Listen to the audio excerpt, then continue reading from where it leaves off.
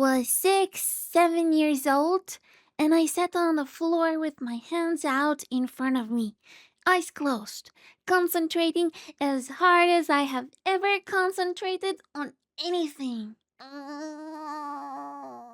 Because Gohan had just explained to Videl, who was an ordinary human, exactly how to make an energy ball, step by step, and his explanation made complete and total sense. You feel the energy in your body, you push it to your palms, you feel the pulse, and it forms. I felt the pulse. I was convinced I was almost there.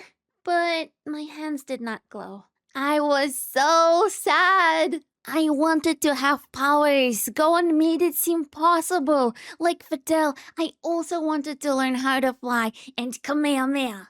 It wasn't enough to watch the show. I wanted to feel like I am inside Dragon Ball. The difference between those two things is the whole reason I'm making this game. Greetings, universe! I'm Spacey, a game developer who really loves magical girls. And, unpopular opinion, both Videl and Gohan are magical girls. This is a first look into the game I'm building with my co-developer Ice Cream from scratch right now. The magic system I kept coming back to when I was designing it was actually Cardcaptor Sakura's. The one where you don't get one element, you get to have all of them, and each one has its own personality. If you want to understand why that mattered, I have a whole video on it to watch after this one. But today is about the game itself. First look into the world and the powers and the design problems I haven't solved yet. And the question driving all of it is, what does it actually feel like to be a magical girl? You know, not to watch one, but to feel like you are one. So, the game takes place on Planet L. Please don't judge, I don't have a real name for the planet yet. Planet L surrounded by hundreds of moons, each one assigned to one magical girl. The moon is the magical girl's home. Like, imagine you could have your own cute small moon to make it your own. I mean, remember the colorful Earth moon photo that was released a while ago? It's so pretty and colorful, so imagine you had one. This is Mikaella. She's the player character. She really cherishes her relationships with other magical girls and gem creatures alike. She gives everyone around her unconditional warmth. She can be a little tough on herself at times because she didn't figure out yet how to turn any of her warmth inwards.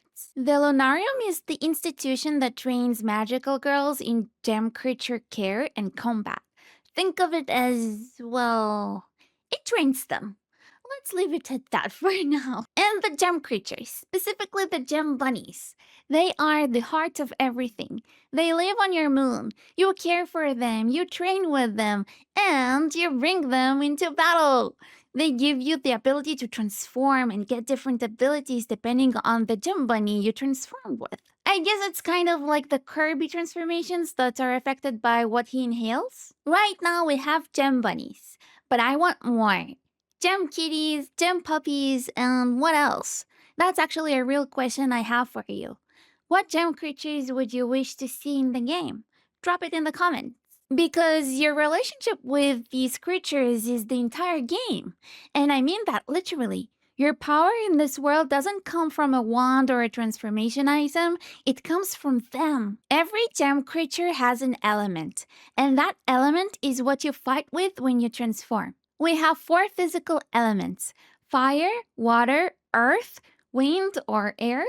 They interact in a cycle. Water beats fire, fire beats air beats earth. And then earth beats water, which, I'll be honest, I am not entirely sure about that. Earth dropping and containing water kind of makes sense, but does it feel right when you're playing it? I really don't know. Maybe the order should be different. It's obvious that water beats fire, and fire definitely consumes air, but other than that, I'm really not sure what should be weaker or stronger than what. I seriously need your help with this. Please let me know what you would choose if you were me. Would you choose the same cycle or would you do a different order? I really don't know. If you're building a game or a story with elemental powers right now, this is worth asking yourself too. Did you design your matchup cycle or did you just inherit rock, paper, scissors logic because that's what everyone does? I think there's no wrong answer, maybe, but it's worth a decision. And then sitting above all of this, there are two elements that don't plug into the physical cycle at all. Void and solar. Void is the black hole's gift. In this world, it's sacred. It's the source of all magical power on planet L. The magical girls who grow up here experience the black hole's shadow as home, kind of like sleepy volcano on Earth. On the one hand, you're scared it will erupt and destroy everything with the magma. But on the other hand, the volcano blesses the land around it with the most fertile soil and great water rich in minerals. The solar element is the opposite. Radiation from the far, far center of the planet system. Light that exposes, burns, and brings out the enemies. Solar and Void are super effective against each other, and they're locked behind story progression, so you don't start with any of them. You only have access to the first four and their derivatives. For example, I see love as an element aligned with fire, and music as an element aligned with air. Now, fire. Fire doesn't stay where you put it. It spreads. Every fire spell leaves scorched ground. It's a burning patch that damages anything walks through it. So the battlefield gets messier and messier as the round goes on. You're not aiming your fire so much, you're mostly spreading it all over the place. Water is the opposite. Water is control. Every water spell knocks enemies up, stuns them, and buys you some breathing room. I want elements in the game to feel completely different. That's kind of the whole point. I don't want you picking an element because it looks cool. I want you picking an element because when you play it, it feels like you, or feels like the way you want to play. But the element is what your gem creature is.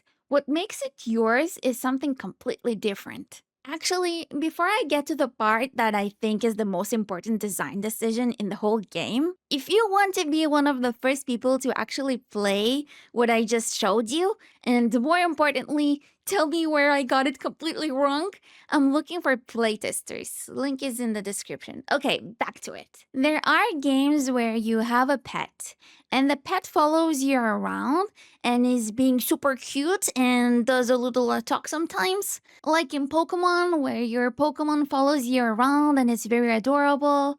Well, that's not what I am building. In my game, your gem creatures don't just fight alongside you. The strength of your transformation, how powerful your magic is, how much you can do, it all depends entirely on the depth of the bond with them.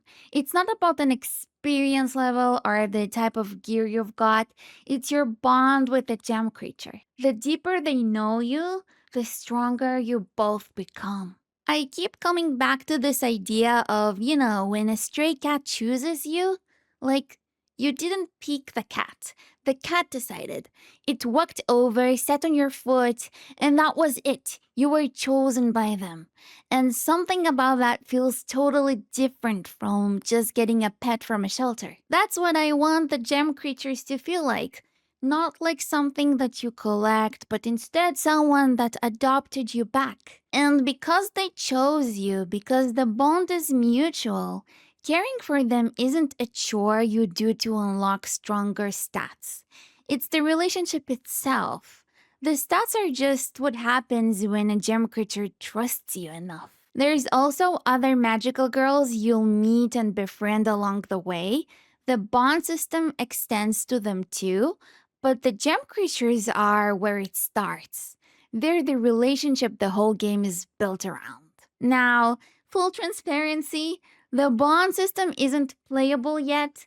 I know what it has to feel like, and I'm thinking about time spent together and activities you do together as ways to make the bond stronger. But the how is still being figured out. That's the mountain we're climbing next. And honestly, that uncertainty is kind of the whole point of documenting the process of making this game.